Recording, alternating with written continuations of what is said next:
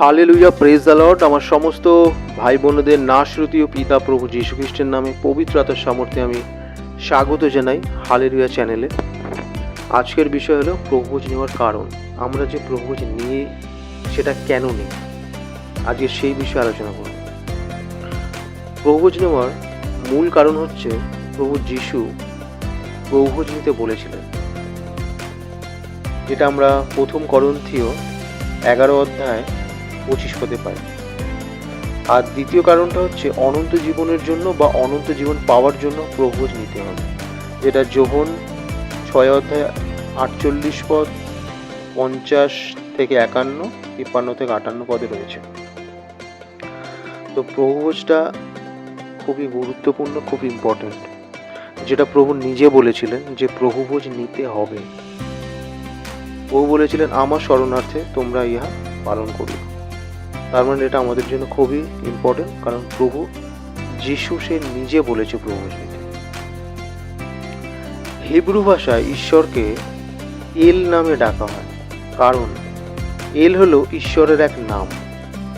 এলের Hebrew original root meaning হলো tree বা গাছ। তার মানে হলো ঈশ্বর হচ্ছে একটা গাছ বা জীবন বৃক্ষ। ঈশ্বর হলো জীবন বৃক্ষ, যে বৃক্ষ জীবন দান করে থাকে। যেমন আমরা যদি যিশায় 11 1 পড়ি, বা সকরীয় 3 8 বা 6 2 পড়ি, সেখানে বলছে, আর যিশয়ের গুড়ি হইতে এক পল্লব নির্গত হইবে, ও তাহার মূল হইতে উৎপন্ন এক চারা ফল প্রদান করিবেন। ঈশ্বর হলো জীবন বৃক্ষ এবং প্রভু যিশু হলো সেই জীবন বৃক্ষের পল্লব। নতুন নিয়মে অনেক জায়গায় প্রভু যিশুর ক্রসকে ট্রি বা গাছ বলা হয়েছে, যেমন প্রথম পিতর 2:24, পেরিত 5:30। গ্রিক নতুন নিয়মে প্রভু যিশুর ক্রুশকে ট্রি বলা হয়েছে, আর এই ট্রিকে গ্রিক ভাষায় জুলন বলা হয়েছে। প্রকাশিত বাক্য 22:2 জীবন বৃক্ষের জন্য গ্রিক শব্দ জুলন ব্যবহার করা হয়েছে। গ্রিক নতুন নিয়মে প্রভু যিশুকে যখন ক্রুশে টাঙানো হয়েছিল, তখন প্রভু যিশুর ক্রুশ জীবন বৃক্ষে রূপান্তরিত হয়েছিল। পিতা ঈশ্বর হলেন জীবন বৃক্ষ এবং প্রভু যিশু হলো সেই জীবন বৃক্ষের ফল। আমরা যখন প্রভুভোজ নিই, তখন আমরা প্রকৃতপক্ষে সেই জীবন বৃক্ষের ফল খেয়ে থাকি। এই জীবন বৃক্ষের ফল অনন্ত জীবন রয়েছে। এই জীবন বৃক্ষের ফলে অনন্ত এই জীবন রয়েছে, কারণ প্রভু যিশু হলো সেই জীবন বৃক্ষের ফল। প্রভু বলেছিলেন, যে আমার শরীর এবং রক্ত খায় সে অনন্ত জীবন পায়, কারণ প্রভু নিজে সেই জীবন বৃক্ষের ফল, আর তার পিতা হলো সেই জীবন বৃক্ষ। যখন রোমান সাম্রাজ্যের ভিতরে উত্তরাধিকারের যুদ্ধ হচ্ছিল, যেটাকে বলা হয় ওয়ার অফ সাকসেশন, মানে কে রাজা হবে। রোমান সাম্রাজ্য অনেক বড় একটা সাম্রাজ্য ছিল, যেখানে রাজা নিজে একা সেই সাম্রাজ্য সামলাতে পারতেন না। সেই জন্য সেই রাজ্যে অনেক সেই রাজার আন্ডারে আরও অনেক রাজা সে নিযুক্ত করেছিল, এবং সেখানে সেনাপতি যেগুলো ছিল, অনেক সেনাপতি ছিল, কারণ এত বড় সাম্রাজ্য ছিল যেটাকে ভাগ ভাগ করে পরিচালনা করা হতো। তো সেখানে উত্তরাধিকারের যুদ্ধ হচ্ছিল, মানে কে রাজা হবে। রোমান সম্রাট কৈশোর, কে রোমান সম্রাট কৈশোর হবে। কনস্ট্যান্টাইন যে রোমান সাম্রাজ্যের সেনাপতি ছিলেন, তার সঙ্গে রোমান সাম্রাজ্যের অন্য আরেকজন সেনাপতির যুদ্ধ হবে। মানে কনস্ট্যান্টাইন যে ছিল, যিনি রোমান সাম্রাজ্যের রাজা হয়েছিলেন, তো সেই রাজা হওয়ার আগে তিনি একজন সেনাপতি, এবং তাকে আরেকজন সেনাপতির সাথে তাকে যুদ্ধ করতে হচ্ছে। সেনাপতির আন্ডারে অনেক সৈন্য থাকে, যেহেতু রাজ্য অনেক বড় ছিল, সেহেতু এরকম 2-3 এরকম সেনাপতি রাখা হয়েছিল, তাদের আন্ডারে সৈন্য থাকতো। সেরকমভাবে কনস্ট্যান্টাইনের সাথে আরেকজন সেনাপতির যুদ্ধ হচ্ছিল, এবং কনস্ট্যান্টাইনের আন্ডারে যে সেনারা ছিল, সেই সেনার সংখ্যা কম ছিল। যার সাথে সে যুদ্ধ করবে সেই সেনার সংখ্যা অনেক বেশি ছিল। তো সেখানে এই যে সেনাপতির সাথে সেনাপতি যুদ্ধ হবে, সেই যুদ্ধে যে জিতবে সে রোমান সম্রাট হবে, কৈশোর হবে। কিন্তু কনস্ট্যান্টাইনের সেনা শক্তিশালী ছিল না। রোমান সাম্রাজ্যে যে অন্য যে সেনাপতি ছিল, তার সেনা অনেক শক্তিশালী ছিল। তো একদিন যুদ্ধের আগে যখন কনস্ট্যান্টাইন ঘুমাচ্ছিলেন, তখন তিনি ঘুমের মধ্যে একটা স্বপ্ন দেখলেন, তিনি দেখলেন যে রোমান সাম্রাজ্যের ভিতরে একটা নদী বইছে এবং ওই নদীর উপরে আকাশে একটা ক্রস আর ওই ক্রুসের নিচে লেখা ছিল এই চিহ্নের মাধ্যমে জয়ী হও। কনস্ট্যান্টাইন ঘুম থেকে উঠে এবং তার যে সেনারা যারা ছিল তাদের সে সেনাপ্রধান তাকে ডেকে পাঠান এবং তাকে বলেন যে যুদ্ধের যত সরঞ্জাম আছে, যেমন ঢাল, তরোয়াল, বেশভূষা যুদ্ধের, ঘোড়া, নানা রকম যুদ্ধের যে সরঞ্জাম, সেগুলোতে সব জায়গায় বলে যে সব কিছুর মধ্যে যেন ক্রসের চিহ্ন এঁকে দেওয়া হয়। এবং রাজা যে কনস্ট্যান্টাইন যেরকম বলেছিলেন ঠিক সেরকম করেই তার সেনাপ্রধান যুদ্ধের সমস্ত সরঞ্জামে এই ক্রসের চিহ্ন এঁকে দিয়েছিল। এবং যুদ্ধে কনস্ট্যান্টাইনের হারার কথা ছিল, সেই যুদ্ধে কনস্ট্যান্টাইন জিতে গেছিল এবং তারপর কনস্ট্যান্টাইন নিজে খ্রিস্ট ধর্ম গ্রহণ করেন এবং পুরো রোমান সাম্রাজ্যে তিনি খ্রিস্ট ধর্মকে সরকারিভাবে স্থাপন করেন। খ্রিস্ট ধর্ম সবাইকে মেনে চলতেই হবে, এটা রাজার আদেশ। কারণ তিনি রাজা হয়েছিলেন এবং তিনি যে স্বপ্ন দেখেছিলেন, তাকে যেটা বলা হয়েছিল যে ক্রসের যে চিহ্ন সেটা তাকে ব্যবহার করতে, এবং তিনি ব্যবহার করেছিলেন এবং তিনি বিশ্বাস করেছিলেন, বিশ্বাসের সাথে সেটা ব্যবহার করেছিলেন এবং তিনি জয়ী হয়েছিলেন। কনস্ট্যান্টাইন তারপর কিছুদিন পর তার মা হেলেনাকে পবিত্র ভূমি ইসরায়েলে পাঠিয়েছিলেন এবং তার মাকে বলেছিলেন প্রভু যিশুর সাথে জড়িত যত রকমের প্রমাণ আছে সেগুলোকে যেন সে জোগাড় করে একটা গির্জা ঘর তৈরি করে। তো তারপর কনস্ট্যান্টাইনের মা ইসরায়েল যান এবং প্রভু যিশুকে যেখানে ক্রুশবিদ্ধ করা হয়েছিল সেই জায়গাটা দর্শন করেন এবং সেখানে কুয়োর ভিতরে তিনি 3টে ক্রুশ খুঁজে পান। কারণ আমরা জানি যে প্রভুকে যখন ক্রুশে দেওয়া হয়েছিল তার সাথে আরো 2জন ছিল, তো সেখানে উনি 3টে ক্রুশ খুঁজে পান। এবারে সমস্যা হচ্ছে যে 3টে ক্রুশ পাওয়া গেল এবং তার মধ্যে প্রভু ক্রুশ কোনটা? তো রোমান সাম্রাজ্যের সৈন্যদের দ্বারা সেই কুয়ো থেকে 3টে ক্রুশকে বার করে আনা হয়। এই 3টে ক্রুশের মধ্যে প্রভু যিশুর ক্রুশ কোনটা সেটা তারা চিহ্নিত করতে পারছিল না। তখন তারা একটা পরিকল্পনা করেন এবং একজন বৃদ্ধ এবং প্রচণ্ড অসুস্থ মহিলাকে তারা সেখানে নিয়ে আসেন। সে বৃদ্ধ মহিলার অবস্থা খুবই সংকটজনক ছিল। তাদের পরিকল্পনা ছিল যে ক্রুশটা স্পর্শ করে বৃদ্ধ অসুস্থ মহিলা সুস্থ হবেন, সেটাই হলো প্রভু যিশুর ক্রুশ। যেই ক্রুশটা সেই বৃদ্ধ মহিলা স্পর্শ করার পর সুস্থ হবে, আর সেটাই হয়। সে অসুস্থ মৃত প্রায় বৃদ্ধা মহিলা যখন প্রভু যিশুর ক্রুশ স্পর্শ করেন, সাথে সাথে সেই বৃদ্ধ মহিলা সুস্থ হয়ে যান। এভাবে তারা প্রভু যিশুর ক্রুশকে চিহ্নিত করেছিলেন। চার্চ অফ হলি স্যাপেলচার, এই চার্চে একটা সোনার ক্রুশের ভিতরে প্রভু যিশুর ক্রুশটা সংরক্ষণ করে রাখা আছে। প্রভু যিশু রুটিকে সুস্থতার প্রতীক হিসাবে দেখিয়েছিলেন, যেটা আমরা মথির 15:22-28 পদে পাই। ইসরায়েলিরা 40 বছর ধরে স্বর্গীয় রুটি মান্না খেয়েছিল, যে রুটি স্বর্গদূতেরা খেয়ে থাকেন।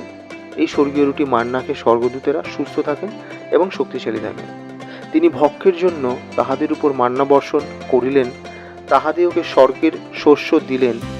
মনুষ্য পরাক্রমীদের খাদ্য ভোজন করিল, তিনি তাহাদের তৃপ্তি পর্যন্ত ভক্ষ পাঠাইলেন। গীতসংহিতা 78:24-25 পদ। স্বর্গীয় রুটি মান্না খেয়ে ইসরায়েলিরা সুস্থ ছিল, শক্তিশালী ছিল। প্রভু যিশু বলেছেন, যে জয় করে তাহাকে আমি গুপ্ত মান্না দেব। প্রকাশিত বাক্য 2:17 পদ। ঈশ্বর মসিকে বলেছিলেন নিয়ম সিন্ধুকের ভিতরে একটা পাত্রের মধ্যে স্বর্গীয় রুটি মান্না রাখতে, কিন্তু কিছুদিন পর মান্না উধাও হয়ে গিয়েছিল। নিয়ম সিন্ধুকের ভিতরে আর মান্না ছিল না। দ্বিতীয় বংশাবলী 5:10, প্রথম রাজা বলি 8:9 পদ। কারণ প্রভু যিশু বলেছেন, যে জয় করে তাহাকে আমি গুপ্ত মান্না দিব। আদম এবং হবা যখন পাপ করেছিলেন, ঈশ্বর তখন জীবন বৃক্ষের ফল যাতে মনুষ্য না খেতে পারে তার জন্য জীবন বৃক্ষকে সংরক্ষণ করেছিলেন করুপদ্বয়ের দ্বারা। কারণ পাপের মধ্যে থেকে জীবন বৃক্ষের ফল খাওয়া যায় না। পাপকে জয় করতে হবে, ঈশ্বরের কাছে ক্ষমা চাইতে হবে, ঈশ্বরের প্রতিটা আজ্ঞা বিশ্বাসের সাথে পালন করতে হবে। জীবন বৃক্ষের ফল খাওয়ার যোগ্যতা অর্জন করতে হবে। প্রভু যিশুর দেহকে জানতে হবে, বুঝতে হবে বা চিনতে হবে। জীবন বৃক্ষের ফলকে চিনতে হবে। জগৎ থেকে বেরিয়ে আসতে হবে, আধ্যাত্মিক জীবনে ফিরে আসতে হবে। জীবন বৃক্ষের ফল বা স্বর্গীয় রুটি মান্না হলো আত্মিক খাবার। প্রভু যিশু আমাদের যে মান্নার কথা বলেছিল, যে মান্নার জীবন দেয়, সেটা হলো প্রভু নিজে। প্রভুভোজ শয়তানকে হারানোর শক্তি প্রদান করে। ইব্রিয়র 2:14। নতুন নিয়ম অনুসারে বাপ্তিস্ম না নিলে প্রভুভোজ নেওয়া যাবে না। নতুন নিয়ম অনুসারে বাপ্তিস্ম না নিলে প্রভুভোজ নেওয়া যাবে না, যেটা আমরা প্রেরিত 2:41-42 এবং মার্কের 16 পাই। তো এটা খুবই গুরুত্বপূর্ণ একটা বিষয়, প্রভুভোজ। কারণ প্রভুভোজ প্রভু নিজে নিতে বলেছেন। অনেক স্কলাররা বলেন প্রকাশিত বাক্যে লেখার পর যদি কোনো পুস্তক লেখা হয়ে থাকে তাহলে সেটা হলো দিদাচি। এটা একটা পুস্তক আছে, সেই পুস্তকে লেখা আছে। এখানে বলছে এই পুস্তকটা সম্ভবত 100 থেকে 120 খ্রিস্টাব্দে লেখা হয়েছিল। এই পুস্তকে যেটা লেখা আছে সেটা বলছে যে বাপ্তিস্ম নেয়নি তাকে যেন প্রভু ভোজ দেওয়া না হয়। কারণ প্রভু যিশু নিজে বলেছেন পবিত্র বস্তু কুকুরকে দিও না। যে ব্যক্তি বাপ্তিস্ম নেয়নি সে প্রভুভোজ নিতে পারবে না। এই শিক্ষা দেওয়া হয়েছিল 12 জন প্রেরিতদের দ্বারা। পবিত্র বস্তু কুকুরকে দিও না মানে বোঝানো হয়েছে যে কুকুর বমি করে এবং বমি করার পর সেই বমি কুকুর আবার খেয়ে নেয়। এটা হলো কুকুরের স্বভাব বা প্রকৃতি। আত্মিকভাবে কুকুর বলতে সেই সব মনুষ্যদেরকে বলা হয়েছে যারা নিজের পাপের প্রায়শ্চিত্ত করে, নিজের সমস্ত পাপ স্বীকার করে আর কখনো পাপ করবে না এরকম প্রতিশ্রুতি দেয়, কিন্তু কিছুদিন পর বা কয়েক মাস পর বা কয়েক বছর পর সব কিছু বিসর্জন দিয়ে পুরনো জীবনে পুনরায় ফিরে যায় এবং নিজেকে পাপের মধ্যে নিমজ্জিত করে। ঠিক যেমন কুকুর বমি করে তারপর সেটাই খায়, তেমনি কিছু মনুষ্য আছেন যারা পুরাতন জীবন থেকে নতুন জীবনে পদার্পণ করেন, আবার নতুন জীবন থেকে পুনরায় পুরাতন জীবনে ফিরে যায়। এটাই হলো এই সব মনুষ্যের স্বভাব বা প্রকৃতি। তো আরেকজন ছিলেন যার নাম হচ্ছে জাস্টিন মায়ার। তিনি বলেছেন যে ব্যক্তি বা মনুষ্য বিশ্বাস করে এবং তাদেরকে যে শিক্ষা বা জ্ঞান দেওয়া হয়েছে প্রেরিতদের দ্বারা, সেই সব শিক্ষা বা জ্ঞানকে, আর যে ব্যক্তি পাপের ক্ষমার জন্য নিজেকে বাপ্তিস্মের দ্বারা জলে নিজেকে ধুয়েছে এবং প্রভু যিশুর আজ্ঞা অনুসারে জীবন যাপন করেন, কেবলমাত্র সেই ব্যক্তি প্রভুভোজ নিতে পারবে। এই যে আমি জাস্টিন মায়ার এই যে নামগুলো বলছি, এনারা হলেন আর্লি চার্চ ফাদার। যে ব্যক্তি বাপ্তিস্ম নিয়েছে এবং পবিত্র আত্মা পেয়েছেন, কেবলমাত্র সেই ব্যক্তি প্রভুভোজ নিতে পারবে। যখন কোনো মনুষ্য বা অন্য জাতি পশ্চাতাপ করতে চায় তখন সেই মনুষ্য বা অন্য জাতি মণ্ডলী বা গির্জায় এসে প্রভু যিশুর বাক্য শুনতে পারে, কিন্তু যতক্ষণ না পর্যন্ত এই মনুষ্য বা অন্য জাতি বাপ্তিস্ম না নেয় এবং সম্পূর্ণরূপে প্রভু যিশুর না হচ্ছে, ততক্ষণ পর্যন্ত সে প্রভুভোজ নিতে পারবে না। প্রভুভোজের নিয়ম সম্বন্ধে কিছু, যেমন অ্যাপোস্টোলিক কনস্টিটিউশন, তারা অনেক কিছু নিয়ম বা রীতি বলেছিলেন। যেমন তারা বলছে যে বলিদান পালন করা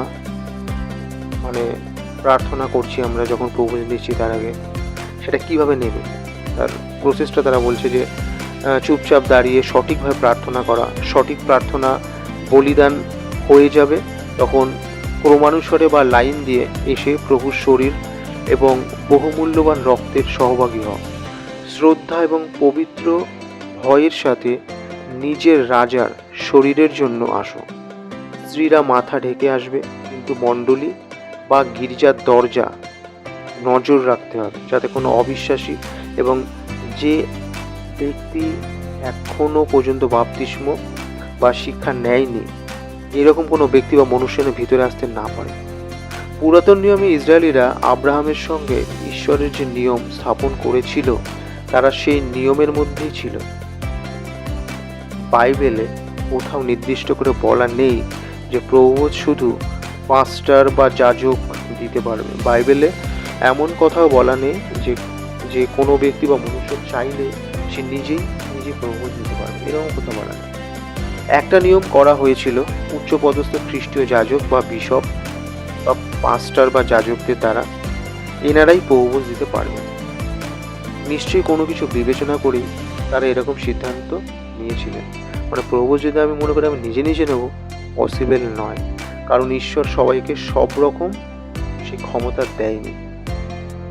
ইভেন বাইবেলে কোথাও লেখাও নেই যে আমি নিজে নিতে পারবো, এবং বাইবেলে এটাও লেখাই নেই যে একমাত্র পাস্টাররাই দিতে পারবে, এরকম কিছু লেখা নেই। কিন্তু এ বিষয়ে যারা পাস্টার বা বিশপ তারা এইসব একটা নিয়ম তারা করেছিল। কেন করেছিল সে বিষয়েও একটা ঘটনা বলবো। যেমন হচ্ছে, ঈশ্বরের মন্দিরে ধূপ একমাত্র যাজকরাই জ্বালাতে পারে, এটা ঈশ্বরের নিয়ম ছিল। কিন্তু উশিয় রাজা এই নিয়মের বিরোধিতা করেছিল এবং সে নিজে ঈশ্বরের মন্দিরে গিয়ে ধূপ জ্বালানোর চেষ্টা করেছিল। তখন সে দেখলো ধূপবেদীর সমীপে তাহার কপালে কুষ্ঠরোগ উদয় হয়েছে, যেটা আমরা দ্বিতীয় বংশাবলী 26:16-21 পড়তে পারি। তার মানে আজকে যেটা আলোচনা হলো সেটা হলো যে আমরা যে প্রভুর ভোজটা নেব, কেন নেওয়ার কারণটা কি? তার মুখ্য কারণ হচ্ছে প্রভু নিজে বলেছিলেন যে প্রভুভোজ নিতেই হবে। আর দ্বিতীয়টা হচ্ছে যে আমরা প্রভুভোজ যদি নিই আমরা অনন্ত জীবন পাবো, অনন্ত জীবন। কারণ প্রভুর যে পিতা, সে পিতা হচ্ছেন, প্রভুর পিতাকে জীবন বৃক্ষ, এবং প্রভু হচ্ছে সেই জীবন বৃক্ষের ফল। তো আমরা যখন প্রভুভোজ নিচ্ছি আমরা সেই জীবন বৃক্ষের ফলটা আমরা গ্রহণ করছি, মানে ওই ফল গ্রহণ করলে আমরা জীবন পাচ্ছি। ভিডিওটা পুরো দেখার জন্য অসংখ্য ধন্যবাদ। যদি ভালো লাগে আপনি সাবস্ক্রাইব করতে পারেন, আর যদি প্রশ্ন থাকে নিশ্চয়ই করবেন। সবাই ভালো থাকবেন, সুস্থ থাকবেন। জয় যিশু, হালেলুয়া, প্রেজ দ্য লর্ড।